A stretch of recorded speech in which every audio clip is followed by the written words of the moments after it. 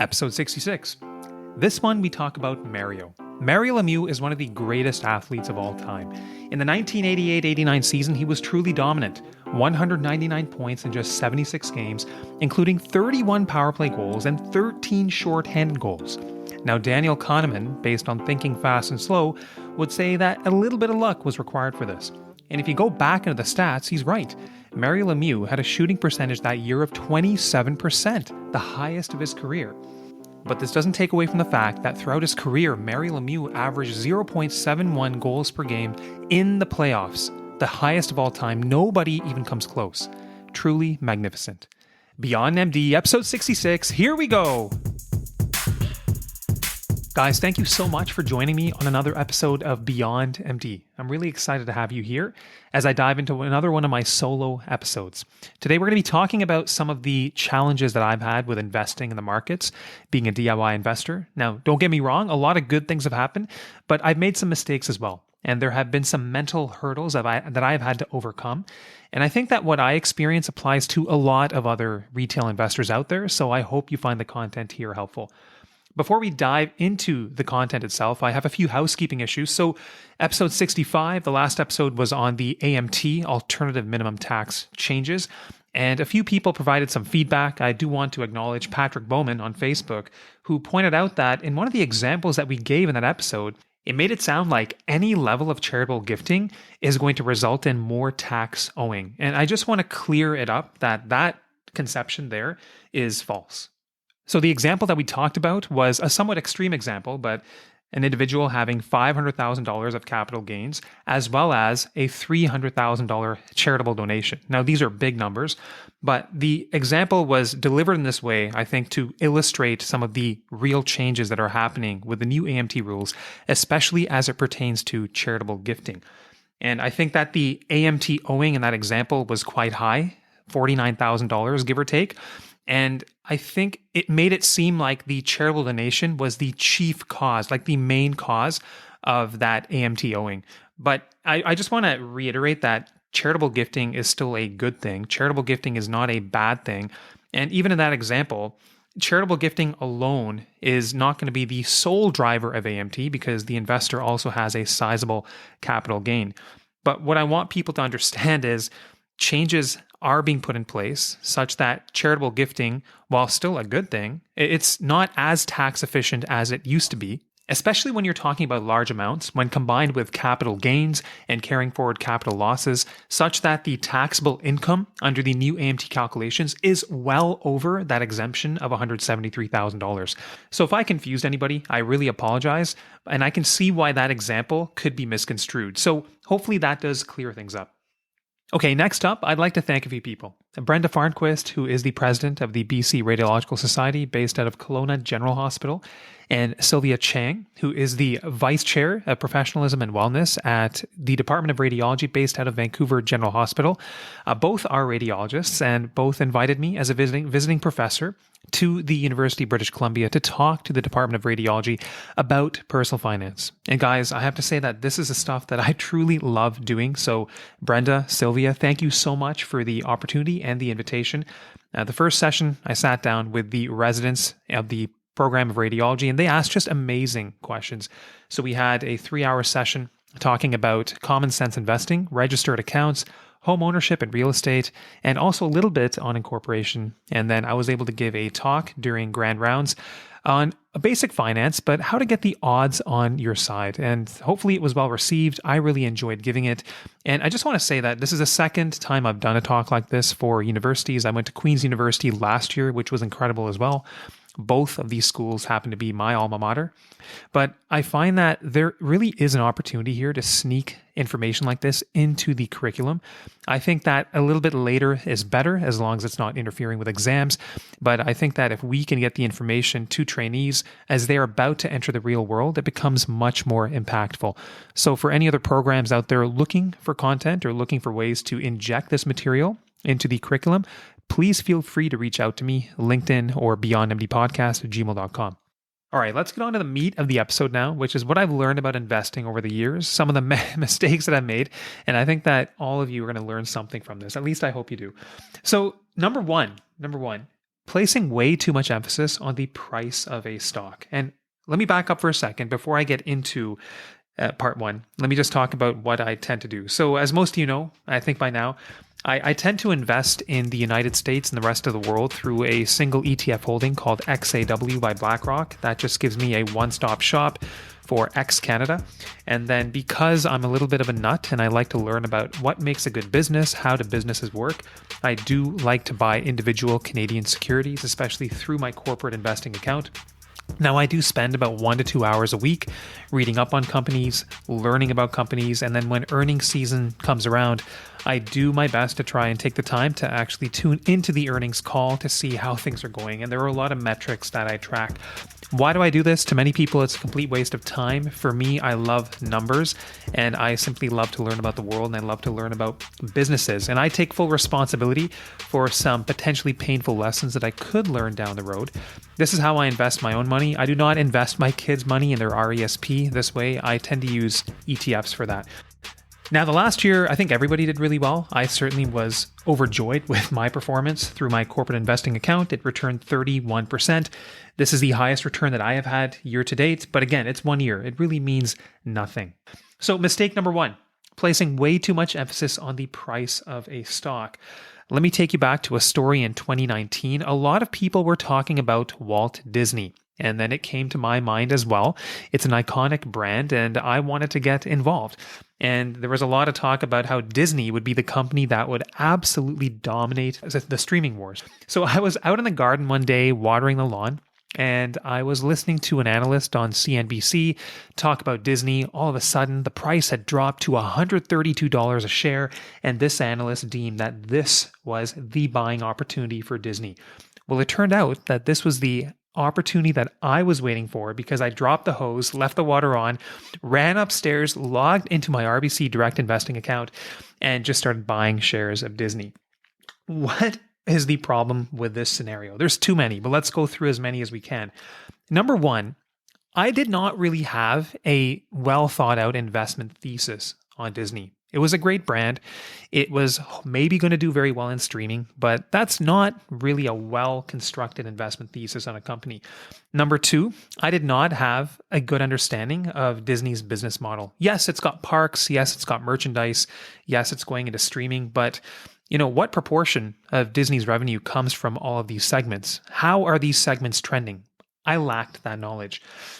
Problem number three is that I really lacked an understanding of the key metrics. So if you're going to invest into individual securities, you don't just look at the price, you don't just jump into a company, you really have to study it. So I did not understand how Disney's revenue was trending. I didn't have an understanding of their earnings per share, their dividend growth. So they used to have a dividend, then they cut their dividend, then they've reinstated the dividend. I lacked an understanding on the return on capital invested or the return on capital employed. I did not have an understanding of Disney's debt situation, nor did I understand what their cash flow was like. So I really lacked understanding of this company from a macro and micro perspective before jumping in. The next issue with how I acted in this situation was I was basically putting price at the forefront. And I also had no idea about Disney's valuation, so its price to earnings ratio compared to its historical norms. This is something that I always like to look into before diving into the company. It's just in my nature how I was raised. I like to find deals. So I will tend to pick up things when it's trading at a lower price to earnings ratio than its historical average. And then there was a big time recency bias here. A lot of people were talking about Disney. This analyst on CNBC was talking about Disney. This was the last thing I heard, and I acted on it. I always encourage people to get multiple perspectives before making an investment, especially if you're investing in individual securities. And also, it can be very useful to write down your investment thesis after getting these multiple perspectives. And it can be very useful to talk to other investors. I'll give a shout out to my buddy Khalil Jivraj. At the time, we kind of placed our bets. I picked Disney over Netflix. He picked Netflix over Disney. And he couldn't be more right. But the point here is, talk to other people, get multiple perspectives, and please do not place too much emphasis on price alone. So how did Disney work out for me? Well, since my initial investment and repurchases over time, I'm down about 2 to 3%. Not going to make me, not going to break me, but lessons to be learned. Okay, investing pitfall number 2 is not fully understanding what you are investing in. Now, this is a bit of an extension from pitfall number 1 where I talked about price. but there are some differences here. So I'm going to use an investment that I made as an example, CVS. CVS, I started investing in this in 2019 after I was watching Mad Money with Kramer, a show that I no longer watch. I know many of you will be happy to hear that. But I will say one thing that Kramer is really good at is that given how long he's been involved in this space, he does from time to time have a really good understanding of certain companies and their management and are they being managed by the right people. I think that's where the strength of his show is. But anyways, it's irrelevant now. I don't watch it anymore because I just don't think it gives me the information I need to make my investment decisions. But I bought it in 2019 because the stock price was around $60 and Kramer said like this is going to 80 plus, and it did. Like in the pandemic days, it went over $100. And then I talked to one of my buddies in Ohio who I did fellowship with, Aditya Bahel, who is a very savvy investor, really smart guy. And he mentioned to me on a phone call, he said, Yatin, CVS is a great business. And guys, I took those words and I ran to RBC Direct Investing, bought some more shares. Totally nuts, right? I thought that CVS essentially was the Shoppers Drug Mart of Canada. Like I use Shoppers all the time. Why the heck would I not invest in CVS? But then recently, after it came out with actually a very decent earnings report, I recently studied the company again more closely to better understand its business model. So it does get some income from its store products, it gets income from its pharmacies, and it's investing heavily into clinics. So minute clinics, which are going to generate some revenue. But then I dug a little bit deeper and I saw that its return on invested capital was between 5 and 10%. Not bad, but not as high as I would like. I would like to see something in the double digits to make it a true core holding that I can continue to buy. CVS in the healthcare space is also going to be facing some competition, right? Amazon with One Medical. I believe Walmart's also getting into this space. So there's going to be tons of competition out there. And then CVS is a fixture in the United States, but what are the avenues for true organic growth? I didn't really see it. So at the end of the day, I decided not to make it a core holding. But the point here is that I felt much more comfortable with that decision of not buying more shares of CVS because I took the time to actually understand the company. And for anyone who's interested, I'm only up 11.5% on CVS. That excludes the dividend. If you add the dividend of between 3 to 3.5% a year, you're getting up to maybe 6% a year. So not amazing, not terrible, but I'm certainly not buying more into this company to make it a core holding based on what I know today. All right, so under the same theme of investing only in what you know, I want to talk now about a situation where I invested in a company, and I think the result was a little bit better. We all have investors that we like to learn from. One of the investors I like to learn from is Peter Lynch, who ran the Magellan Fund. He in his videos would always talk about the importance of investing only in what you understand. He would even say that some investors have an edge, and you should use that edge and knowledge when you are investing. I think that's really, really logical. So we are healthcare professionals, a lot of us anyways, and in front of us, we have an aging patient population that we are looking after. And we know that over time, the population will continue to age. And we know that there is a limited supply of retirement residences and long-term care facilities. This brings me to the company I'm about to discuss, which is Sienna Senior Living. The ticker is SIA.TO. Please don't rush out and buy any shares. Again, this is only for education. Hear me out here. So I will argue that I may have a slightly greater edge than the average person in understanding a company like Sienna. The only reason for this is that my dad, who is a retired family doctor, he started a retirement home about 10 years ago. He bought the land, filled it up with staff and residents, and he managed it for many years. And then he sold it in March 2022. But over the years, it was a crazy, crazy ride for him. But we had many conversations on the business, and I started to learn from him by asking him questions. I started to learn about the business model, what it took to run a place like this, what the headwinds were, what the tailwinds were. And that knowledge through those conversations made me feel a lot more comfortable when exploring a company like Sienna Senior Living for investment. So Sienna Senior Living is a senior living provider in Ontario, BC, and Saskatchewan, and they run 93 residents as of today. So in January 2023, Sienna Senior Living actually bought a facility in Barrie called Woods Park. This was about 175 beds total for $26 million.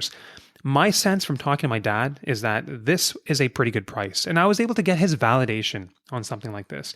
And if somebody is investing in a company and you see a company like Sienna picking up good assets at a good price when the real estate sector is correcting, for the long term, that's usually a pretty good thing. Now, my investment thesis for Sienna is that I think the demand for their facilities continues to go up over time because of our aging population. I think that the supply of these facilities remains somewhat limited, at least for the foreseeable future. And then I want to understand their metrics. Their net operating income across sectors is growing at around 10 to 15% a year right now. And then I study very closely the funds from operation, the FFO, and the adjusted funds from operation, the AFFO. These are important metrics for Sienna and real estate companies and trusts, not the price to earnings ratio. So the AFFO right now is also increasing at around 10% a year, which is pretty good. Their occupancy is increasing. Now, one thing I'm really careful about tracking is what percentage of their AFFO, their adjusted funds from operation per share, what percentage of that goes towards maintaining their dividend. Because this company, Sienna, pays a hefty dividend. It's averaged around 8% for the last 2 years.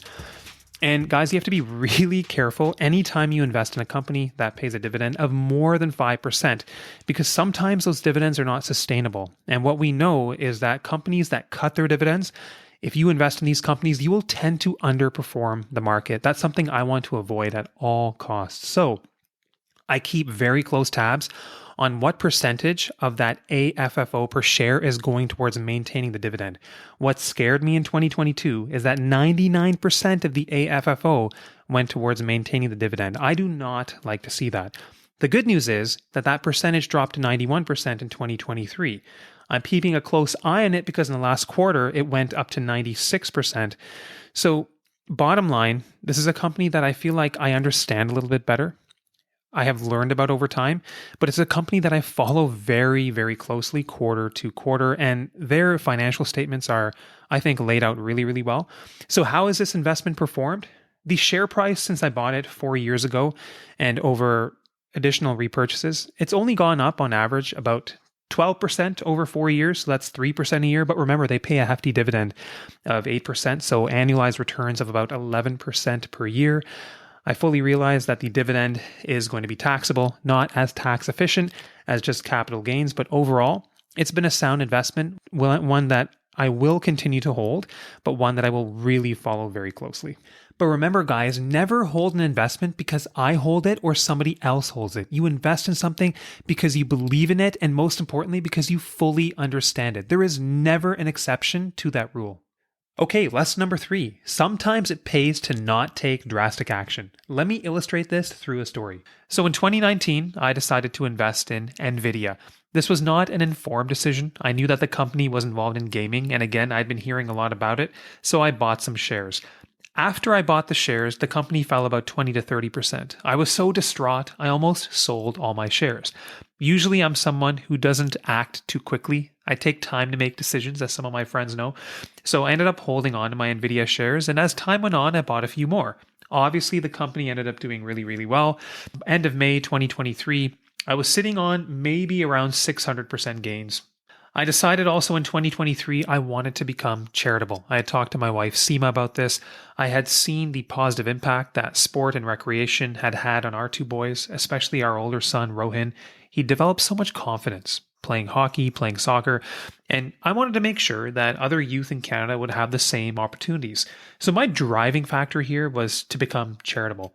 And so what I thought would be worthwhile would be transferring some of my appreciated NVIDIA shares to charity. And as we've kind of discussed on the podcast, this can be a tax efficient way to give to charity. So the capital gains on your corporate investment, let's say you invest at price A, you donate at price B. The difference between B and A is your capital gain. That capital gain ends up being tax-free when you transfer these shares directly to a registered charity. You end up getting a charitable receipt in the amount of the entire donation. I use that to basically negate the majority of my corporate taxes for 2023, which was also nice. And then basically, if you have the funds available in your corporation, you can move the equivalent of that capital gain tax-free from the corporation to your personal hands through the capital dividend account.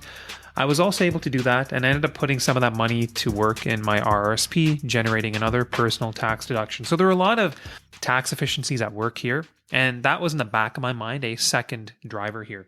Now, guys, what I ended up doing in this case was I ended up donating 80% of the appreciated NVIDIA shares that I held to charity, and I held on to 20%. Yes, that is drastic action. But remember, my main motivating factor here was to become charitable, and I'm so happy that I was charitable. This process allowed me to connect with people, expand my network. I was able to connect with an organization, and I even had the chance to make a site visit out to a tennis program to see the impact that donations would be having on today's youth. For me, that was incredibly meaningful. And what my hope is that our family continues to be charitable over the years. I really want this to become a part of our financial fabric. But I'm going to shift gears for a second and evaluate the decisions I made at that time through a different lens. I'm going to look at it from the perspective of somebody who is a long-term investor and somebody who is managing the portfolio, because I think there truly is a lot to learn here. So at that time, I was absorbing a lot of content as well, and I tuned into some interviews. And one interview in particular I listened to on CNBC featuring Josh Brown, and he was at the time unloading about 25% of his stake in NVIDIA. But how he delivered the interview was incredible. There was such a focus on short-term information. And before I paraphrase the interview and get into the details, I just want to reiterate, I think that Josh Brown is a very intelligent individual. He has a great pulse on things, and he's very effective in communicating to his listeners. But what he said in this interview was essentially that this run-up in NVIDIA was one for the ages. It has rarely ever been this overbought. He mentioned that currently, in May 2023, at the time of the interview, that the RSI, the Relative Strength Index of NVIDIA, was 86. The Relative Strength Index is basically a short-term indicator of how overbought or how oversold a stock is. If you're under 30 on the RSI, something is oversold. If you're above 70, you're overbought. Anywhere between the two, you're fairly neutral. NVIDIA was 86 at this time. He mentioned that in 2021, when the stock price peaked initially, the RSI was 89. In 2011, the RSI hit 91, and in the dot-com bubble, the RSI for NVIDIA was 81, not the 86 that it was today, and that its price in May 2023 was 46% above its 50-day moving average. Rarely has NVIDIA been this overbought, and when it is this overbought, the returns over the next 3 months, 6 months, and 12 months tend to be pretty dismal. In fact, they can be as low as 52% in the negatives. Guys, this is unbelievable because most inexperienced investors, myself in this case, if you dial into an interview like this, you are going to be thinking, oh my goodness, if I don't do something with my NVIDIA shares, my returns could be cut in half. I don't want to lose that money. The other thing I really want to reiterate here is that it is imperative. It is absolutely crucial to pay attention to who we are listening to and what time frame they are talking about. Many times when we tune into CNBC, people are talking about the short term. The RSI is a short-term metric. We should focus on remaining long-term investors. The other point I want to make is that it is really, really difficult to know when to sell a stock. And putting aside my charitable donation, if I was just acting on the behalf of my portfolio and managing my portfolio, in the moment, I did not do enough to investigate the fundamentals of NVIDIA. I did not do enough to investigate what the tailwinds would be for that company. This is stuff you really need to understand before you decide whether or not you want to sell. Also, what I've learned is that once you sell out of a position, it can be really difficult to get back into a position. The truth is, after I donated my appreciated NVIDIA shares, the price of NVIDIA traded sideways for almost 6 months. I had ample time to get back in if I wanted to. The truth is, I was waiting for the price to actually fall much lower, closer to around 300 before getting in. I never saw that. And here's my next point. I was so fixated on price over valuation. Inexperienced investors will tend to get fixated on price. What's happened to NVIDIA's price today? It has skyrocketed to about $790. But the unbelievable thing is that NVIDIA's valuation today is in fact below its 5-year average on a forward price to earnings ratio. It is in fact below where it was on a forward price to earnings ratio compared to May 2023. And there's a very good explanation for that. Over the next 12 months, NVIDIA is forecasted to increase its revenues at 250% per year, which is astronomical. Focus more on valuation rather than price. And the other thing is, it can help you when you're managing a portfolio, I think, to take less drastic action. You can sometimes only shed 10% or 25%. or maybe in extreme cases, 50%. But you have to set rules for yourself. Like, what is my sector diversification going to remain? What is my asset allocation going to be? Whenever you make these decisions to sell or to trim, you want to be operating within a set of guidelines that you have set for yourself. For example, maybe you never want a single security to be more than 10% of your total holdings. Well, maybe you can trim down to that level in smaller increments. You don't need to let go of 80% of it or all of it. So sometimes taking less drastic action can actually pay dividends down the road. From a big picture perspective though, guys, I realize we are talking about money. We are talking about wealth. We are actually talking about the things that are less important in life compared to our health, compared to our loved ones, compared to the experiences that we are creating. When I look at my blessings, I think about all these things. And to a lesser degree than I think about the 20% of the NVDA shares that I kept, I try to focus more on the positives of becoming charitable and starting that aspect of my life and learning about as many things as I can along the way. Okay, investing pitfall number 4 that I have struggled with is investing into the markets when the markets are at all-time highs. Guys, this is a thing that I struggle with the most. This is a thing that I struggle with today as we speak. We just went through a 2-year period where we had incredible market volatility, where we had many, many dips, where there were incredible opportunities to buy.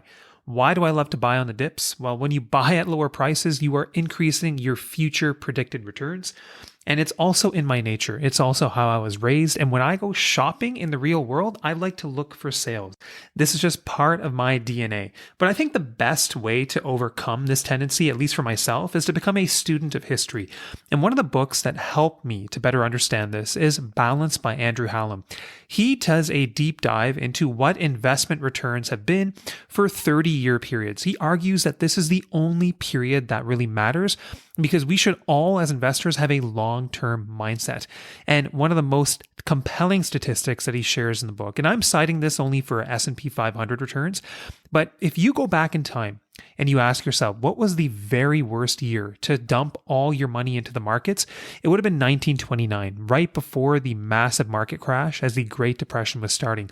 Yet, Andrew Hallam says, if you invested every dime you had at that time, your 30-year annualized returns still would have exceeded 8%. Now let's compare that to somebody who timed the market perfectly, invested at 1932, 1933, every dime they had.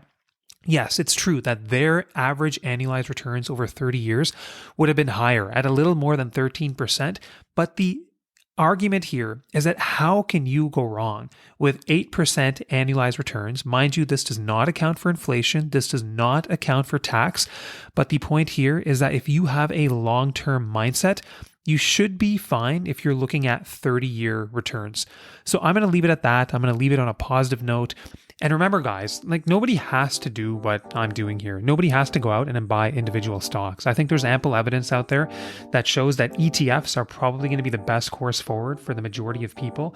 And also remember that I mentioned a lot of individual companies in this episode. There are no buy or sell recommendations. It is education only. Please, please, please, the biggest lessons that I can convey from this episode are please do your own due diligence. Please understand what you're investing in. And I think that if you have the curiosity to learn about businesses, I think that it can be a lot of fun. But be careful while you're at it. And until next time, stay well, stay savvy.